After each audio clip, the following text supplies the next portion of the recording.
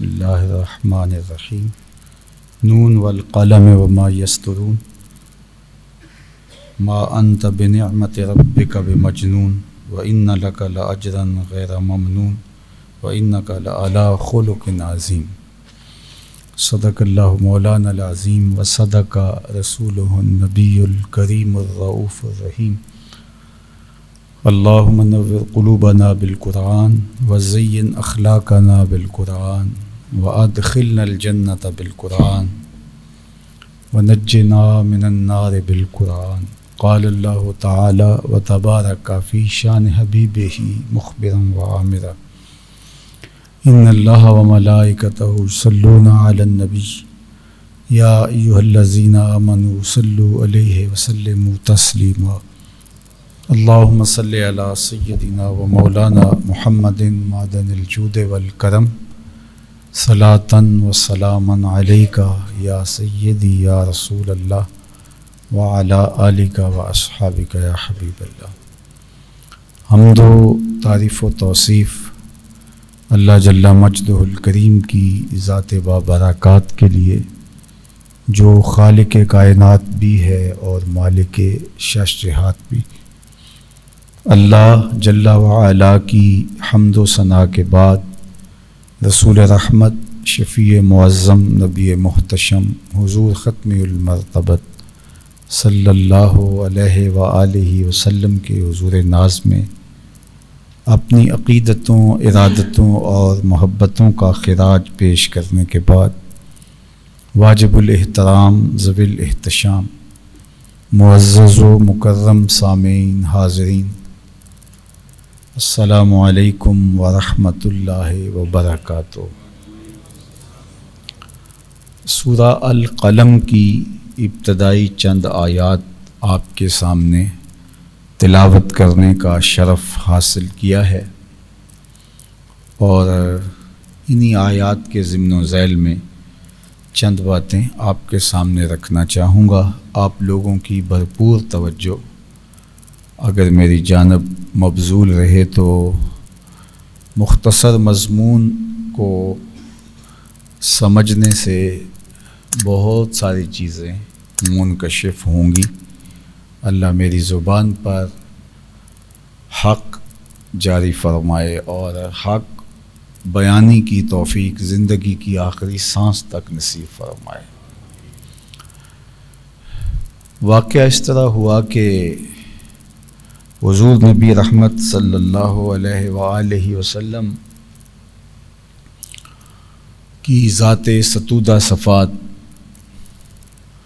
جن کمالات کی جامع تھی، اور جو اوصاف حمیدہ اللہ نے اپنے محبوب کو ودیت فرمائے تھے، پھر نبوت سے سرفراز فرما کے عزتوں کی جس مسند پہ بٹھایا تھا، اس پر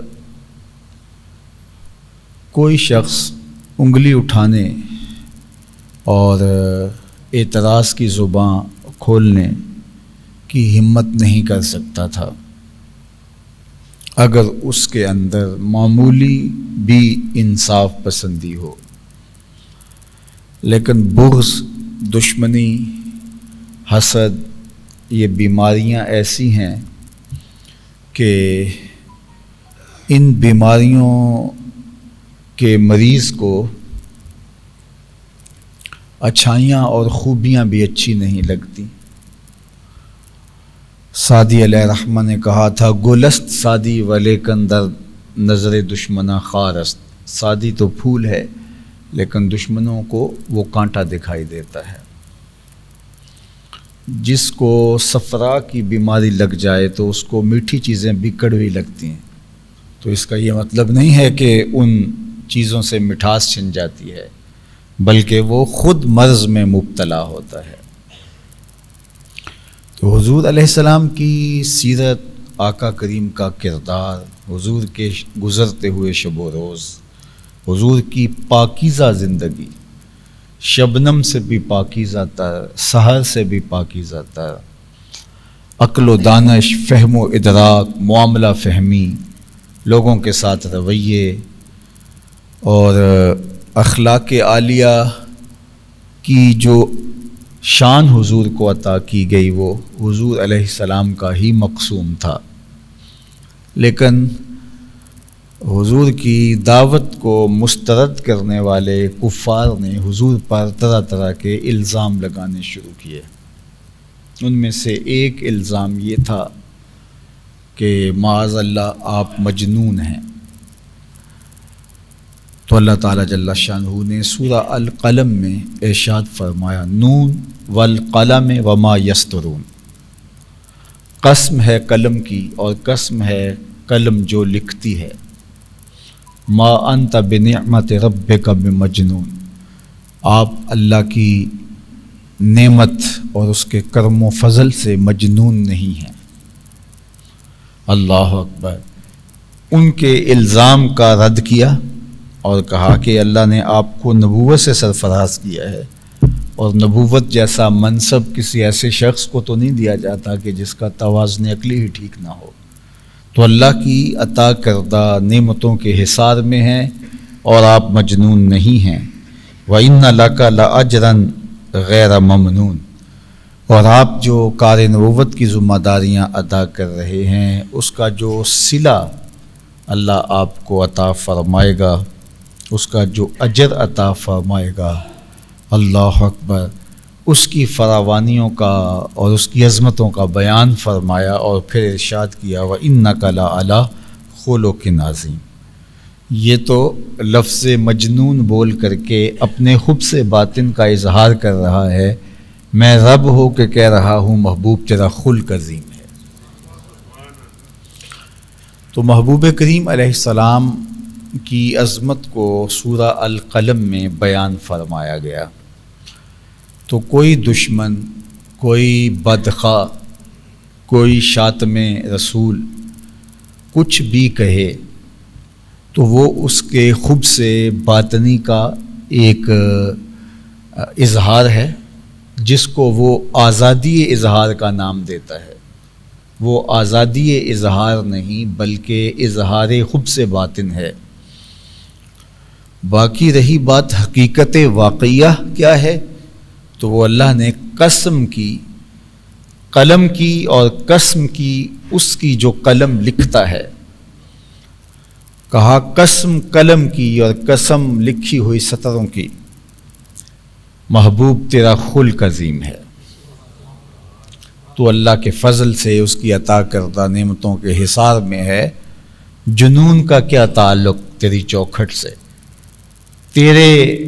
تیری چوکھٹ کے ذرے بھی دانش بانٹتے ہیں، اور تیرے نالین سے لگے ہوئے ذرے بھی دنیا کو عقل و بینش کا نور دیتے ہیں، تیرے نقوش قدم لوگوں کی رہبری کرتے ہیں۔ تو کیا تعلق آپ کا جنون سے؟ تو یہ مجنون خود ہے جو آپ کو یہ الزام دیتا ہے، اور اس پر قسم کی قلم کی اور اس پر قسم کی قلم کی لکھی ہوئی سطروں کی۔ اللہ اکبر۔ آج دنیا کے اوپر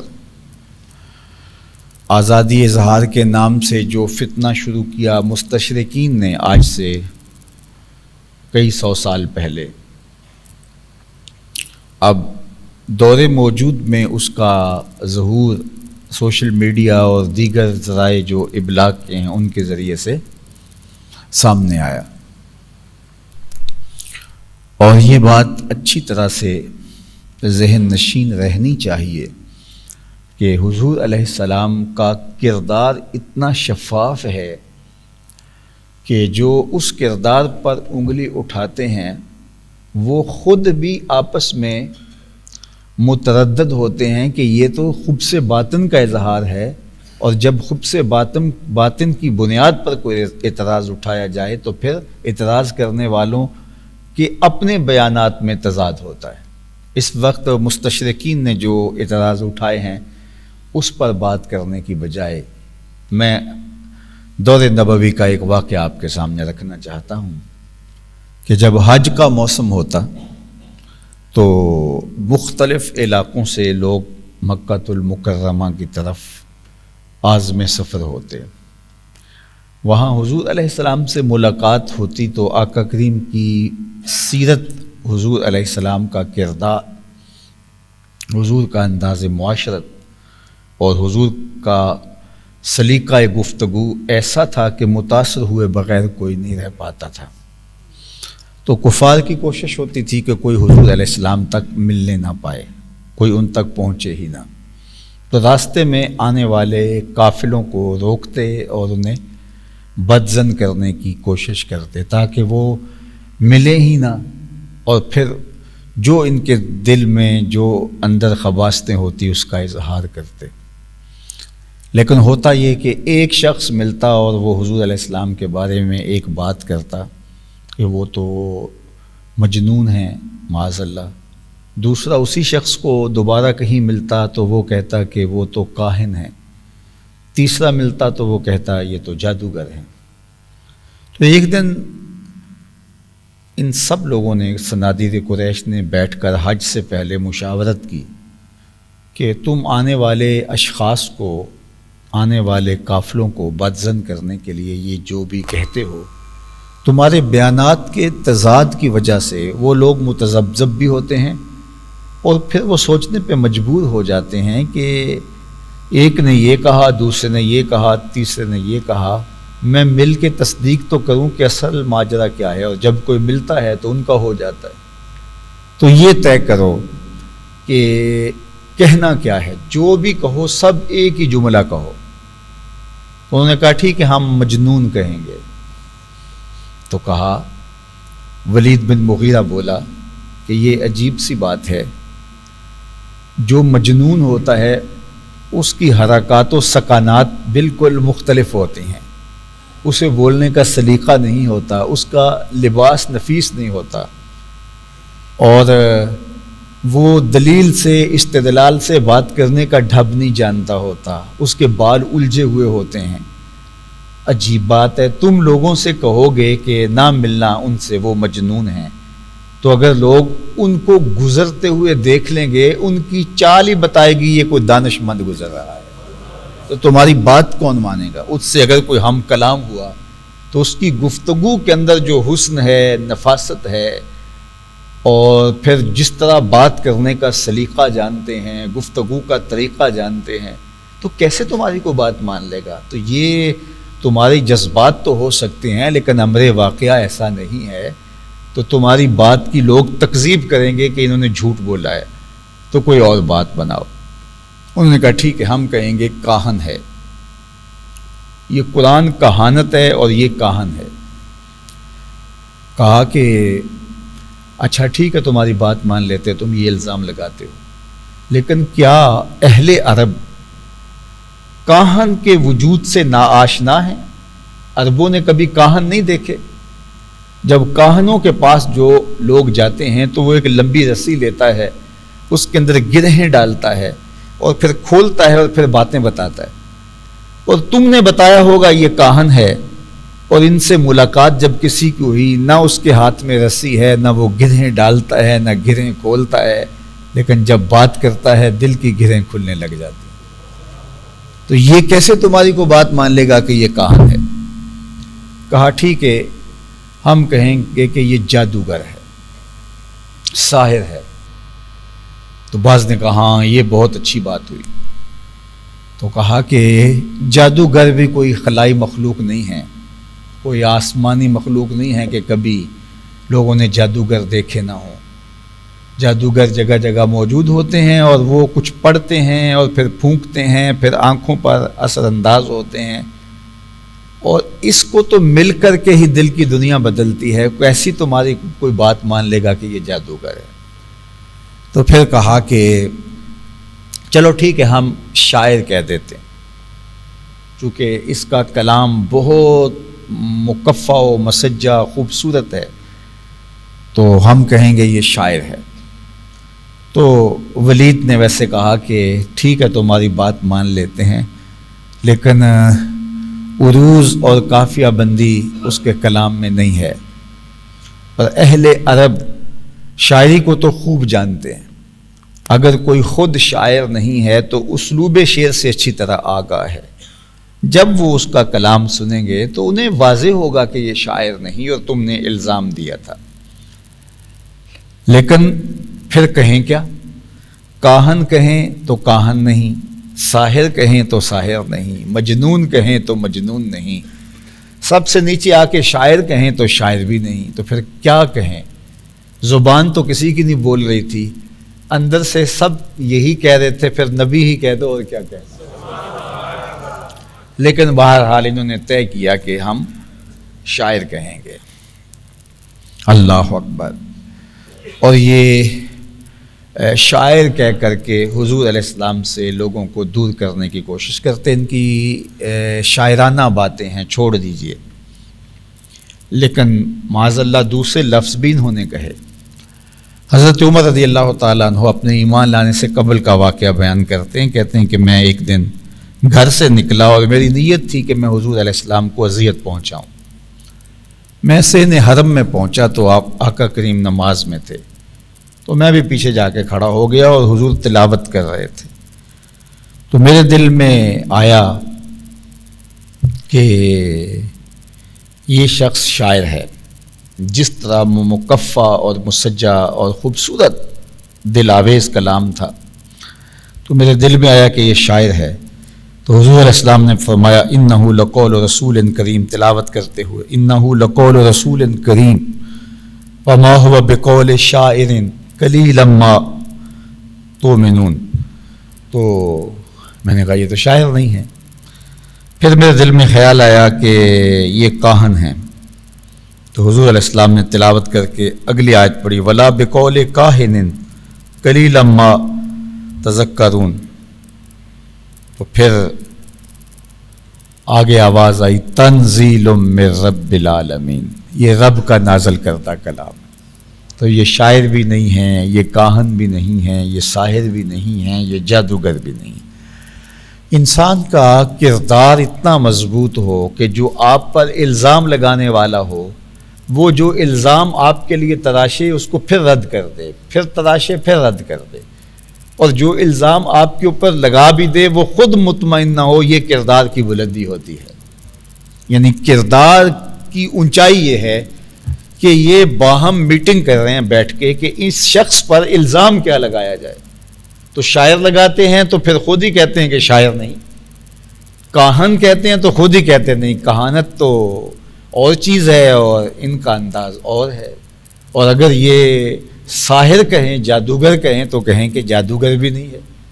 اور پھر معاذ اللہ اگر مجنون کا لفظ بولیں تو یہ تو بات جو ہے وہ خود ہی کہتے ہیں کس طرح کوئی تمہاری بات مان لے گا، جبکہ وہ اتنے اچھے خلق کا مالک ہے اور ان کا طرز زندگی اتنا مرتب اور منظم اور اخلاق کریمانہ کہ خدا خدا ہو کہ ان کے خلق کی گواہی دے رہا ہے. خلق عظیم کہا. اللہ اکبر. اور ام المومنین سیدہ عائشہ رضی اللہ تعالیٰ عنہا سے جب حضور کی سیرت کے بارے میں پوچھا گیا تو انہوں نے بھی برجستہ جو جملہ کہا وہ تھا وَكَانَ خُلُقُهُ الْقُرْآنِ. اے مخاطب اگر تو پوچھنے آیا ہے تو سن لے، ان کی سیرت کیا ہے؟ تو ان کی سیرت دیکھنی ہے تو قرآن کھول کے بیٹھ جائے. قرآن کے بتائے ہوئے اسلوب کے مطابق ان کی زندگی ہے. قرآن کی تھیوری کا اگر تم نے پریکٹیکل دیکھنا ہے تو وہ ذات رسالت مآب صلی اللہ علیہ وسلم کی حیات طیبہ ہے. تو یہ ہے حضور کی عظمتوں اور حضور کی رفتوں کا وہ بیان کہ جو الزام لگاتے ہیں وہ آج ایک الزام لگاتے ہیں تو کل اس سے ہٹ جاتے ہیں کہ نہیں یہ نہیں، تو پھر دوسرا الزام لگاتے ہیں اس سے ہٹ جاتے ہیں. تو آج بھی دنیا کے اوپر جو الزام حضور علیہ السلام کی ذات پہ لگاتے ہیں تو ان کی آپس گفتگو کے اندر تضاد ہے. کوئی کچھ بول رہا ہے، کوئی کچھ بول رہا ہے. اور جہاں تک حضور کے کردار کی بات ہے تو کسی کے کردار کے حوالے سے برجستہ کوئی بات کہنا یہ اس کے کردار کی عظمت کی دلیل ہوتی ہے. یعنی کسی شخص کے بارے میں آپ کسی سے پوچھیں وہ کیسا ہے تو وہ سوچ کر بتائے کہ وہ اچھا ہے، یہ ہے، تو پھر بات اور ہے. اور وہ برجستہ اس کے بارے میں رائے دے تو پھر اس کا مطلب یہ ہے کہ اس کا کردار اتنا واضح چمکدار ہے کہ اس کے لیے اس کو تفکر ہی نہیں کرنا پڑا. اب ام المومنین سیدہ خدیجۃ الکبریٰ رضی اللہ تعالی عنہا کی گواہی دیکھی حضور علیہ السلام کے بارے میں. یہ برجستگی کی میں آپ کو مثال ایک دینے لگا ہوں کہ جب حضور علیہ السلام پر پہلی وحی کا نزول ہوا تو قرآن نازل ہوا تھا، اور قرآن نے کہا یہ کتاب تو پتھروں پہ بھی نازل ہوتی، یہ کلام تو وہ بھی پہاڑ بھی ریزہ ریزہ ہو جاتے. تو یہ تو قلب مصطفیٰ تھا جو اس کو سہار گیا، لیکن اس کے اثر حضور کے قلب اطہر پہ تھے، اور آقا کریم کا بدن پسینے سے شرابور ہو گیا. اور پھر حضور علیہ الصلوۃ والسلام کی کیفیت یہ تھی کہ حضور کو سردی لگ رہی تھی. تو واپس جب گھر آئے تو فرمایا زملونی، مجھے چادر اڑا دو. تو ام المومنین حضرت خدیجۃ الکبریٰ نے حضور کے اوپر شال ڈال دی. تو فرمایا کہ مجھے اپنی جان کا خطرہ ہے. تو ام المومنین نے جو کہا، صحیح بخاری کے اندر کتاب بدء الوحی اٹھائیے گا، تو ام المومنین نے برجستہ جو جملے کہے وہ ذرا ملاحظہ کیجئے. انہوں نے کہا کلا ابشر واللہ لا یخزیک اللہ ابدا. آپ کو بشارت ہو، آپ کو خوشخبری ہو، میں اللہ کی قسم اٹھا کے کہتا ہوں آپ کا رب کبھی بھی آپ کو بے آبرو نہیں ہونے دے گا. یہ میں قسم اٹھا کے کہتی ہوں، یہ سیدہ خدیجۃ الکبریٰ کہہ رہی ہیں. کلا ابشر واللہ لا یخزیک اللہ ابدا. آپ کو مبارک ہو، آپ پریشان تو ہیں لیکن آپ کو مبارک ہو، میں قسم اٹھا کے کہتی ہوں کہ آپ کا رب آپ کو کبھی بھی پریشان نہیں ہونے دے گا، بے آبرو نہیں ہونے دے گا. کیوں؟ اب ام المومنین نے برجستہ جملے جو اپنے شوہر کے بارے میں کہے، اس سے بڑی گواہی کیا ہو سکتی ہے؟ کہتے ہیں سارا زمانہ مان لے تو بیوی نہیں مانتی ہوتی. وہ ایک اللہ کا ولی تھا تو اس کی بیوی اس کو نہیں مانتی تھی. تو اس نے ایک دن کہا کہ یہ مانتی نہیں ہے تو میں چلو اس کو ذرا کوئی اپنا رنگ دکھاؤں. تو وہ ہوا میں اڑتا ہوا گھر کے اوپر سے 2-3 چکر کاٹ کے گیا. تو بیوی نے دیکھا تو واپس آیا تو اس نے کہا تو ولی بنا پھرتا ہے. ولی تو میں نے آج دیکھا ہے کہ ہوا میں اڑ رہا تھا. تو اس نے کہا بی بی وہ میں ہی تو تھا. تو کہا اچھا تبھی ٹیڑھے ٹیڑھے اڑ رہے تھے. تو خواتین تو بیوی تو نہیں مانتی، چونکہ قربت کا ایسا رشتہ ہوتا ہے تو وہ انکار کر دیتی ہے. لیکن اگر بیوی بھی عظمت کی گواہی دے، اللہ اکبر، اور پھر وہ دے بھی برجستہ، سوچ کے نہ دینا پڑے. جو چیز سوچ کے دی جاتی ہے اس کے بارے میں ایک گمان پیدا ہو جاتا ہے کہ یہ اس نے سوچ کر کے یہ چیز جواب کے لیے گھڑی ہے. لیکن برجستہ جب انہوں نے کہا کہ حضور نے کہ انی خشیت علی نفسی، تو حضور علیہ السلام سے انہوں نے برجستہ کہا کلا ابشر واللہ لا یخزیک اللہ ابدا. آپ کو کبھی بھی آپ کا رب پریشان نہیں ہونے دے گا. کیوں؟ انک لتصل الرحم، آپ صلہ رحمی کرتے ہیں، رشتہ داروں کے ساتھ اچھا سلوک کرتے ہیں. وتصدق الحدیث، آپ نے زندگی بھر کبھی جھوٹ نہیں بولا. یہ زوجہ کہہ رہی ہے، اس کی گواہی. وتصدق الحدیث، آپ نے زندگی بھر کبھی جھوٹ نہیں بولا، آپ ہمیشہ سچ بولتے ہیں. وتحمل الکلہ، جس کا کوئی بوجھ نہیں اٹھانے والا اس کا بوجھ آپ اٹھاتے ہیں. وتکسب المعدوم، جس کا کوئی کمانے والا نہیں اس کی ضرورت کو آپ پورا کرتے ہیں. وتقری الضیف، اور مہمان نوازی کا حق ادا کرتے ہیں. وتعین علی نوائب الحق، اور راہ حق کے اندر جو لوگ پھنس جاتے ہیں ان کی مدد کے لیے آپ کھڑے ہوتے ہیں. یہ 6 چیزیں ام المومنین نے حضور کے کردار کی نمایاں بیان کی. اور یہ 6 چیزیں کسی شخص کے خوبصورت کردار کی علامتیں ہوا کرتی ہیں. دولت کی کثرت قلت یہ کوئی کسی شخص کی شخصیت کا حصہ نہیں ہے. قد کا دراز ہونا یا پست ہو جانا یہ کسی کے کردار کا حصہ تھوڑا ہے. رنگ کا کالا یا گورا ہونا، شہری یا دیہاتی ہونا، کسی برادری اور کسی خاندان سے تعلق رکھنا یہ کسی کے کردار کا حصہ تھوڑا ہے. کسی کے کردار کے نمایاں وصف کیا ہیں؟ ام المومنین نے برجستہ وہ وصف بیان کیے. اللہ اکبر. اور وہ کیا تھے؟ انکا لتصل الرحم، آپ ہمیشہ صلہ رحمی کرتے ہیں، رشتہ داروں کے ساتھ آپ کا سلوک اچھا ہوتا ہے. رشتہ داروں کے رویے تلخ بھی ہوں تو پھر بھی اس لیے کہ یہ رشتہ دار ہیں اور میں نے ان کے ساتھ سلوک اچھا کرنا ہے. بندہ کہتا ہے کہ جب وہ میرے ساتھ اچھا سلوک نہیں کرتے تو میں کیوں کروں؟ میاں پھر تو تم اس کے برابر ہو گئے. برائی کا جواب برائی سے دینا، اچھائی کا جواب اچھائی سے دینا، یہ تو کوئی کمال نہیں ہوا. اگر وہ برائی کرتا ہے اور آپ بھی جواب میں برائی کرتے ہیں پھر تو آپ ایک جیسے ہو گئے. اگر وہ اچھائی کرتا ہے تو جواب میں اچھائی کرتے ہیں پھر بھی ایک جیسے ہیں. وہ برائی میں ایک جیسے ہیں, یہ اچھائی میں ایک جیسے ہیں, بہتر کیسے ہیں؟ اور آپ کا نمایاں وصف کھل کے کیسے آئے گا کہ وہ تم سے برائی کرتا ہے اور تم اس کے ساتھ اچھائی کرتے ہو. اللہ اکبر. جو اللہ کے بندے ہوتے ہیں یہ تو خیر رشتہ داریاں ہیں, خون کا رشتہ ہے, دودھ کا رشتہ ہے, وطن کا رشتہ ہے, برادری کا رشتہ ہے, گاؤں شہر محلہ داری کا رشتہ ہے. رشتہ نہ بھی ہو شنیدم کے مردان راہ خدا, دلے دشمنا ہم نہ کر دند تنگ, تو راہ کیا میسر شود ای مقام کہ با دوستانت خلاف است و جنگ.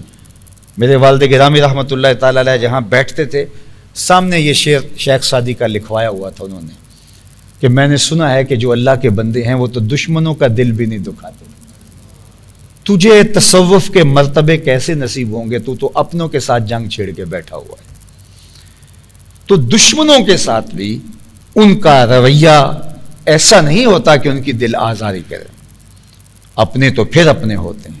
وہ ایک بزرگ تھے, وہ دریا کنارے وضو کر رہے تھے, تو ایک لکڑی تھی جس کے اوپر ایک بچھو تھا, تو پانی کے ہچکولے لیتی لکڑی تو بچھو کبھی گرتا اور پھر بھاگ کر کے اس لکڑی سے چمٹ جاتا. تو انہوں نے دیکھا تو انہوں نے ہاتھ میں رکھ کے اس کو باہر نکالنا چاہا تو اس نے ڈنگ مار دیا, تو جھٹک دیا, پھر گر گیا, پھر انہوں نے نکالا, پھر اس نے ایک بار نہیں, 2 بار نہیں, 7 بار ہوا. تو بزرگوں کے ساتھ جو بیٹھا ان کا مرید تھا, تو اس نے کہا حضرت یہ 7 بار آپ کو ڈنگ مار چکا ہے اور آپ اس کو پھر بھی نکالنا چاہ رہے ہیں. تو فرمایا کہ وہ اپنی بری خصلت سے باز نہیں آتا, میں اچھی عادت سے باز کیسے آؤں؟ ڈنگ مارنا اس کی فطرت ہے اور اس کو بچانے کی کوشش یہ اللہ نے مجھے ودیت کی ہے, یہ فطرت میری ہے. تو اگر وہ اس فطرت خبیثہ سے باز نہیں آتا تو میں اچھی فطرت سے کس طرح دستبردار ہو جاؤں؟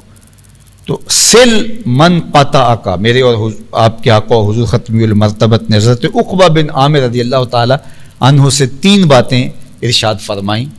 سل من قطع کا, وات من حرم کا, واف عن من ظلم کا. 3 چیزیں جو تجھ سے تعلق توڑے تو اس سے صلہ رحمی کر, جو تجھے محروم رکھے تو اس کی جھولیاں بھر دے, اور تیسرا ارشاد فرمایا کہ جو تیرے پہ زیادتی کرے تو اس کو معاف کر دے.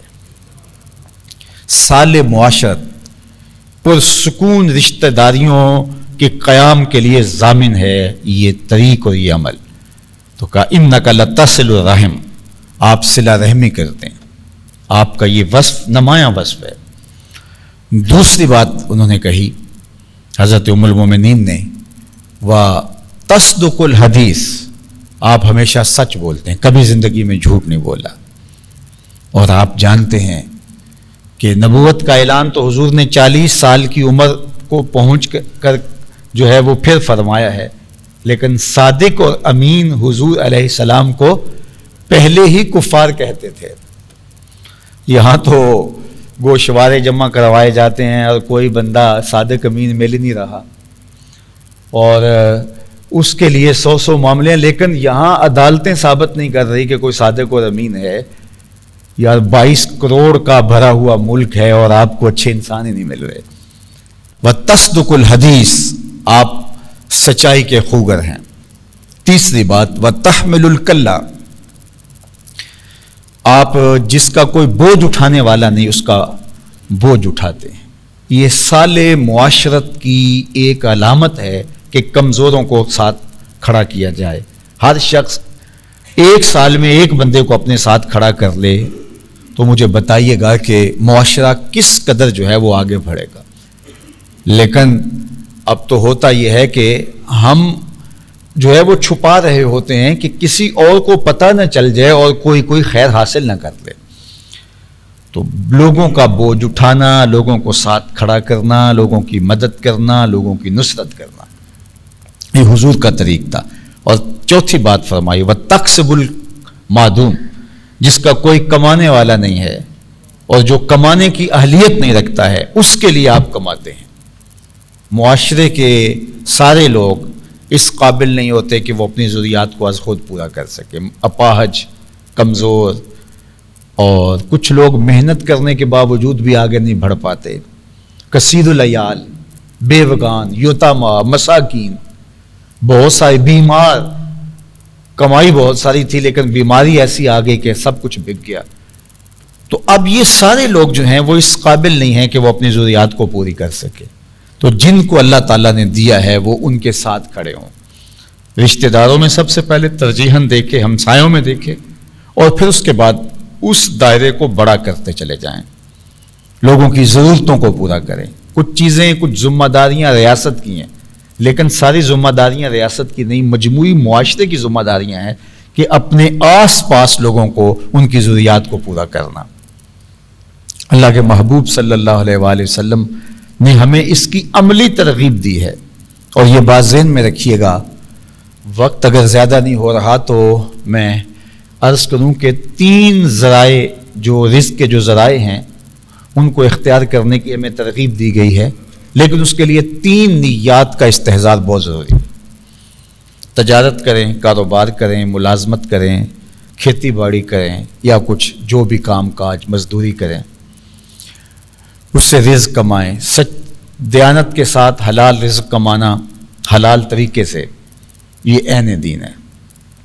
لیکن اس کے لیے 3 نیتوں کا استحضار یہ لازمی ہے. سب سے پہلی نیت جس کا استحضار ضروری ہے وہ کیا ہے؟ اپنے آپ کو سوال کی ذلت سے بچانے کے لیے کاروبار کیا جاتا ہے، رزق کمایا جاتا ہے کہ میں ضرورتیں رکھتا ہوں، مجھے 3 وقت کا کھانا بھی چاہیے، مجھے لباس بھی چاہیے، سر چھپانے کے لیے گھر بھی چاہیے، میری ضروریات ہیں. تو ظاہر ہے کہ اگر میں خود نہیں کماؤں گا تو یہ ضروریات پوری تو بہرحال ہونی ہیں، تو یہ کسی اور سے مجھے کرنی پڑیں گی، تو مجھے اس کے سامنے ہاتھ پھیلانا پڑے گا. تو اپنے آپ کو سوال کی ذلت سے بچانے کے لیے انسان کاروبار کرتا ہے، مزدوری کرتا ہے، ملازمت کرتا ہے. یہ پہلی نیت کاروبار کی، مزدوری کی، تجارت کی، دیگر ذرائع رزق کے حصول کی.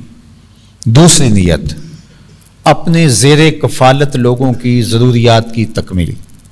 بچے ہیں، بیوی ہے، اگر بہن بھائی ان کا کفیل ہے، بوڑھے ماں باپ ہیں ان کا کفیل ہے، تو ان کی کفالت چونکہ اس کے ذمے ہے. وہ بچے ابھی پڑھ رہے ہیں، ابھی بالغ نہیں ہوئے، ابھی بڑے نہیں ہوئے، تو ان کی ضروریات کو پورا کرنے کے لیے، تاکہ ان کو اچھے طریقے سے میں آسودہ زندگی کے ماحول فراہم کر سکوں. اور یہ جس قدر زیادہ اس کے پاس اللہ نے دولت دی ہے اس حساب سے اپنی اولاد کو آسودہ رکھے. یجب علی صاحب المال ان یوسع علی عیالہ، صاحب مال پر لازم اور واجب ہے کہ وہ اپنی اولاد پر وسعت کرے. ایسا نہیں ہے کہ اس کی اولاد جو ہے بیچاری زندگی کی سہولیات کے لیے ترس رہی ہو اور اس کے پاس پیسے کے انبار لگے ہو. تو یہ دوسرا مقصد ہے کہ زیر کفالت لوگوں کی، وہ بیوی ہے، بچے ہیں، بوڑھے ماں باپ ہیں یا بہن بھائی ہیں، تو ان کی کفالت اس کے ذمے ہے. تو اس لیے کمایا جاتا ہے کہ ان کی ہر طرح کی ضروریات کو جو جائز ہیں میں ان کو پورا کروں. یہ 2 نیتیں ہو گئی. تیسری نیت، اللہ مجھے میری ضرورت سے زیادہ، میرے بچوں کی ضرورت سے زیادہ اگر عطا فرمائے تو میں معاشرے کے ان لوگوں کی مدد کروں گا جو کسی وجہ سے کمانے کی اہلیت نہیں رکھتے، اپاہج ہیں، کمزور ہیں، کثیر العیال ہیں، بیمار ہیں، بیوگان ہیں، جس طرح میں نے ابھی ذکر کیا. تو ان کے لیے میں کما رہا ہوں، ورنہ میری ضرورت تو اتنے سے پوری ہو جاتی ہے. تو یہ کاروبار کو بڑھا کیوں رہا ہوں؟ اس لیے ایک تو کاروبار کو بڑھا رہا ہوں کہ بہت سارے لوگوں کو روزگار ملے گا، ان کے گھر کا چولہا جلے گا، اور ایک جو اس سے مجھے حاصل ہوگا اس سے میں معاشرے کے ان لوگوں کی مدد کروں گا جو کسی وجہ سے کمزور ہیں اور وہ اپنے اخراجات کو پورا نہیں کر پا رہے. تو اس میں سب سے پہلے اس کے اپنے بہن بھائی آئیں گے، رشتہ دار آئیں گے، ان میں سے اگر کوئی کمزور ہے تو اس کو کھڑا کیا جائے. اسی طرح پھر اس کے بعد اس کے ہمسائے آتے ہیں، پھر اس کے ملنے والے آتے ہیں، معاشرے کے دوسرے لوگ آتے ہیں. جتنا اس کے کاروبار کا حجم زیادہ ہے اس کی ذمہ داریاں اس سے زیادہ بڑھ جاتی ہیں. تو یہ تیسرا مقصد ہے رزق کے کمانے کا. اگر ان 3 نیتوں کے استحضار کے ساتھ اگر کوئی شخص رزق حلال کماتا ہے تو اس کا سراسر یہ رزق کمانا دین کہلاتا ہے. اور اگر نیت چوتھی شامل ہو گئی کہ میں معاشرے میں نمایاں ہو جاؤں گا اور اپنے رشتہ داروں میں تفاخر کر سکوں گا کہ دیکھو میرا گھر تمہارے گھر سے بڑا ہے، میری گاڑی تم سے زیادہ مہنگی ہے، میری ٹھاٹھ باٹھ، میری زندگی کا چلن تم سے کئی درجے بہتر ہے. اس کا مقصد معاشرے کے لوگوں پر، رشتہ داروں پر جو ہے وہ تفاخر کرنا ہو، تو پھر یہ چیز وبال بننا شروع ہو جاتی ہے، اگرچہ اس کے حلال ہی کیوں نہ ہو. تو صرف 3 نیتیں جن کا استحضار: میں سوال سے بچوں، زیر کفالت لوگوں کی ضرورت کو پورا کروں، اور اگر ان 2 سے زیادہ میرے پاس ہو تو معاشرے کے کچھ لوگوں کی جتنی مجھ سے ہو سکے میں مدد کروں. یہ ہمارا دین ہمیں سکھاتا ہے. یہ ہے وَتَقْسِبُ الْمَعْدُومُ. پھر جب وہ کاروبار کر رہا ہوتا ہے، اپنے آپ کو کھپا رہا ہوتا ہے، وہ دفتر میں بیٹھ کے اپنے آپ کو کھپا رہا ہے، یا وہ پردیس کاٹ کے اپنے آپ کو کھپا رہا ہے، یا جس طرح بھی مشقت میں ہے، اس کی مشقت اور اس کے ٹپکتے ہوئے ایک ایک جو ہے وہ پسینے کے قطرے پر میرا اللہ اس کو اجر دے گا. یہ انسانیت کے لیے اور اپنے خاندان کے لیے اتنا کچھ کر رہا ہے تو اس کا اجر رکھا گیا ہے. اگر وہ مزدوری کر رہا ہے، القاسب حبیب اللہ، تو وہ اللہ کا محبوب ہے. اور اگر وہ تاجر ہے اور وہ وہاں بیٹھا ہوا ہے، بظاہر آسودہ ماحول میں دفتر میں بیٹھا ہے، لیکن دیانت کے ساتھ کر رہا ہے، التاجر الصدوق مال انبیاء یوم القیامہ. سچا تاجر قیامت کے دن پیغمبروں کے ساتھ اٹھایا جائے گا. ان نیتوں کے حساب یہ ہے تقسب المعدوم. زندگی گھومتی اس ارد گرد ہے. اور اگر ہم خود غرض ہو جائیں اور ہمارا مقصد جو ہے وہ پیسہ جمع کر لینا ہے اور امیر سے امیر بننا ہے، تو اس کا تو کوئی اس کی تو کوئی حد ہی نہیں ہے. کہیں بھی کوئی انتہا نہیں آتی کہ چلو اتنے پیسے جمع کر لیں گے تو اب سکون آ جائیں گے. سکون ایسے آتا ہی نہیں ہے. سکون ایسے آتا ہے جب آپ اپنے رشتہ داروں کو، عزیزوں کو، اچھا ان میں ایسے بھی ہیں جو الٹا آپ کو لگتا ہے کہ یہ ہے بھی میرے ساری زندگی مخالفت کرتے ہیں، تو میں نے ان کو نواز دیا، یہ میرے برابر آ گئے، یہ پھر بھی مخالفت کریں گے، کرتے رہے.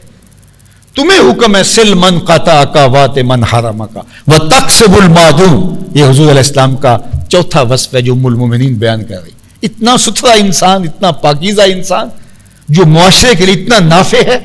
اور پھر 5ویں چیز ارشاد فرمائی وتقر الضیف، اور مہمانوں کو کھانا کھلانا. یہ آپ کا مزاج ہے. یہ 5واں وصف ہے. مہمان آئے تو خوشی، چاؤ چڑھ جائے کہ مہمان آ گئے.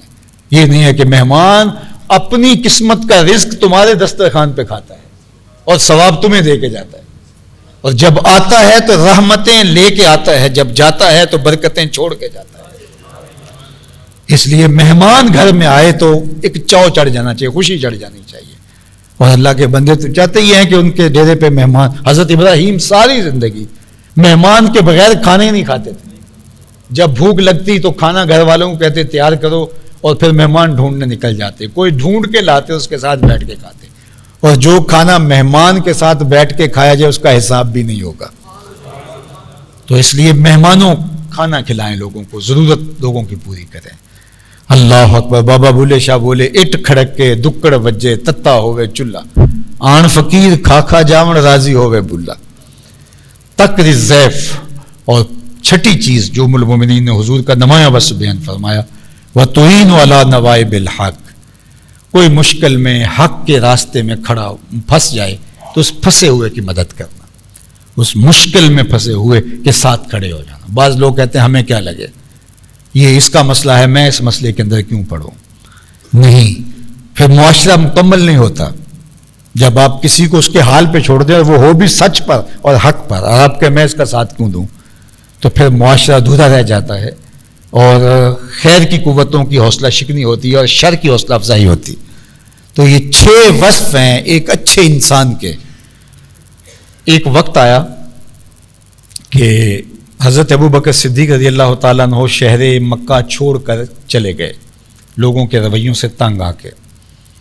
تو ابن الدغنہ وہ کفار کا ایک بہت بڑا سردار تھا، وہ رستے میں ملا تو کہا کدھر جا رہے ہو؟ وہ کہا کہ مکے والوں نے جو ظلم و ستم ڈھائے ہیں تو مجھے تو اب یہاں نہیں رہنا. تو اس نے کہا کہ میں آپ کو امان دیتا ہوں، آپ جو ہے وہ دوبارہ مکے آ جائیں. اور آپ نے کہا نہیں میں مکے نہیں آؤں گا. تو اس نے کہا آپ جیسے لوگ اگر مکے میں نہیں رہیں گے تو مکہ تو ویران ہو جائے گا. اور اس نے کہا کہ آپ تو وہ ہیں کہ لتصل الرحم، جو صلہ رحمی کرتے ہیں. و تقسب المعدوم و تعین علی نوا، وہ وصف جو حضور علیہ السلام کے تھے. تو ابن الدغنہ کافر نے وہ سارے وصف حضرت ابوبکر صدیق کے لیے گنوائے اور کہا کہ جو ان اوصاف کا حامل ہو وہ شہر چھوڑ کر جائے، یہ ہم نہیں جانے دیں گے. بعض اوقات ہوتا ہے کہ کوئی ظالم بستی میں بستا ہے اور وہ کسی غریب کو یا کسی شریف آدمی کو تنگ کرتا ہے تو وہ مجبور ہو کے گاؤں چھوڑ جاتا ہے، شہر چھوڑ جاتا ہے کہ یہاں عزت نہیں ہے. تو لوگ خاموش ہو جاتے ہیں. خاموش کیوں ہو جاتے ہیں کہ آپ اس سے ٹکر کیوں لیں؟ تو اگر بستیوں میں سے، شہروں میں سے اچھے لوگ کوچ کرنے لگ جائیں کہ وہاں امن نہیں، طمانیت نہیں ہے، تو وہ بستیاں اجڑ جاتی ہیں. آیان سلطنت کو بھی سوچنا چاہیے جب ملک کے اندر امن و امان قائم نہ رہے اور قابل لوگ اور اچھے لوگ، شریف لوگ ملک چھوڑنے پہ مجبور ہو جائیں تو پھر ملک برباد ہوا کرتے ہیں. ابن الدغنہ کافر ہونے کے باوجود اس نے یہ نہیں ہو سکتا کہ آپ جو ہے وہ شہر مکہ کو چھوڑ دیں جبکہ آپ ان خوبیوں کے حامل ہیں. تو کسی بھی سوسائٹی میں، کسی بھی معاشرت میں اچھے لوگوں کا موجود رہنا، اس کی برکتیں دائیں بائیں پھیلتی ہیں. اور اگر کسی سوسائٹی میں اچھے لوگ موجود نہ رہیں تو وہ سوسائٹی، وہ معاشرہ تباہ ہو جاتا ہے. تو حضور علیہ السلام کے یہ وصف ہیں اور ان اوصاف کی بنیاد پر بھی میرے رب نے کہا وَإِنَّكَ لَعَلَىٰ خُلُقٍ عَظِيمٍ. یہ اس بدبخت کی سوچ ہو سکتی ہے اور وہ مکروہ اور خبیث سوچ ہے، لیکن محبوب تیرے رب کا تیرے بارے فیصلہ ہے، تیرا خلق عظیم ہے.